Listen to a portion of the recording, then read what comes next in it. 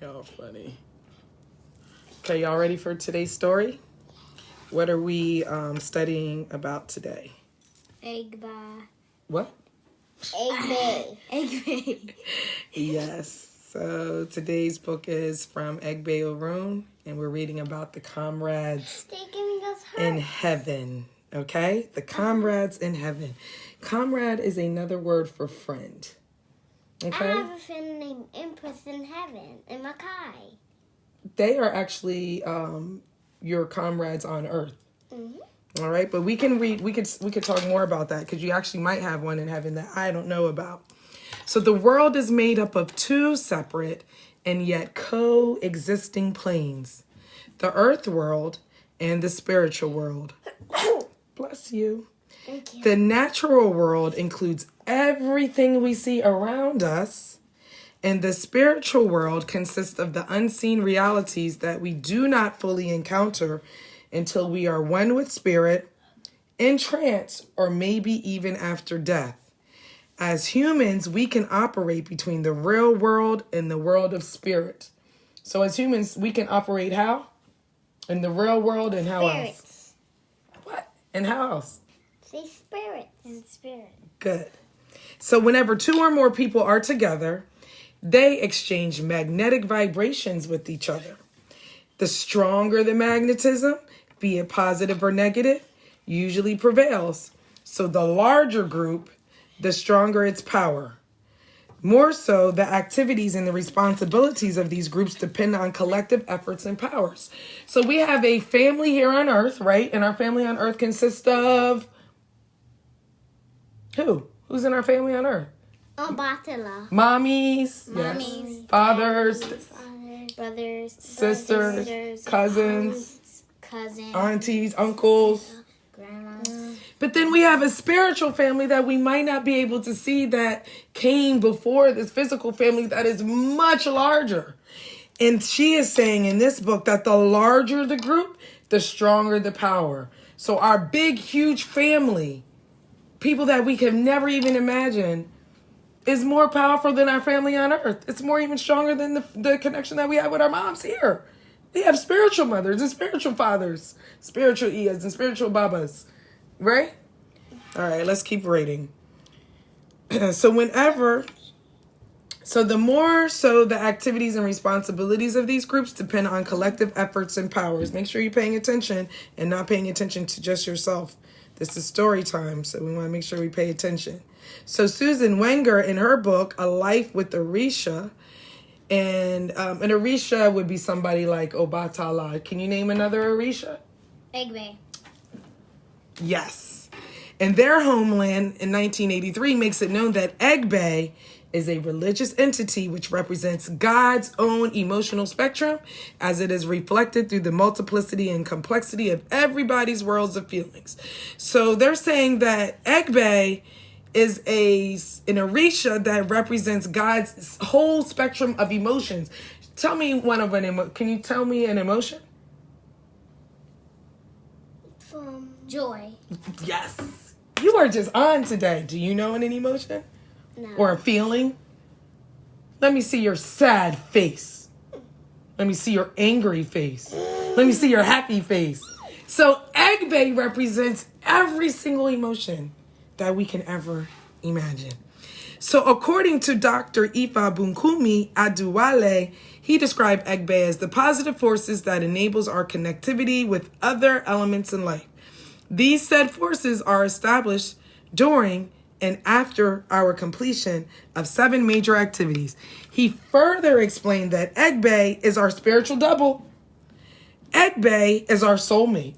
Egbe is our astral friend, our cosmic companion, or our spiritual next of kin. How many of you have you ever had a friend that somebody called imaginary? Raise your hand. That's right. And we see them, but sometimes other people don't see them.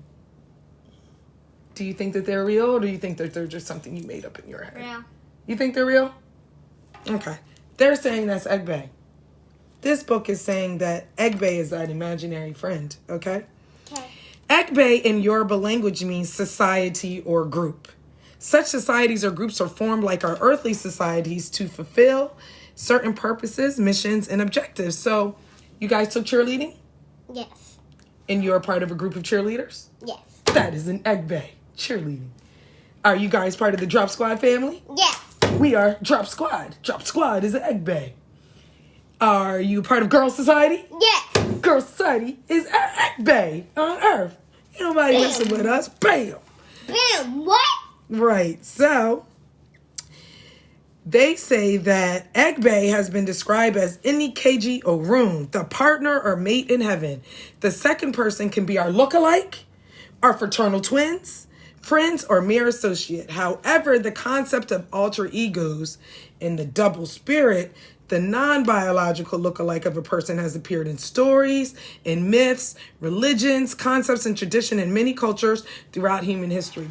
In Egyptian mythology, which we understand that ancient Egypt was actually here in the Americas, they describe that ancient Egypt, the Egbe was the Ka. Do you see the two arms? They're like this. We have to get a book. That must be our next story time so we can read about it. When you see the symbol that looks like that, they're talking about the Ka. The Ka is what they're describing as Egbe in Egyptian. It says mythology, but I want you to know from all the books that we read that it is not mythology. That is actually our ancestral history. To some people, when they talk about gods and goddesses, it's just fiction. It's not mythology to us. Obatala really did incarnate in this life as a human and walked around. Oshun really did walk around. And Oshun, for some of us, is our great-great-great-grandmother. Obatala is, for some of us, our great-great-great-grandfather. He actually helped make our bodies. Wow. You understand what I'm saying? Yes.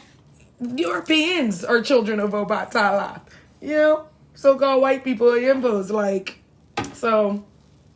So with that said, that if you have a lineage and you have Obatala that is your great-great-great-grandfather, I means that you might be an Obatala Egbe. If you have a great-great-great-grandmother that was an Ashun, you're part of the Oshun Egbe. Do you understand? I'm part of an Egbe of women who have birthed children. We call ourselves Order Mother Earth. Are you starting to understand the concept of Egbe more? Yes. All Well, right. but our grandma died. Her name is Grandma Ann. Let's big up for Grandma Ann. Big ups. Iba, say Iba Shay. Ibashe. Grandma Ann. Grandma Ann. Yes.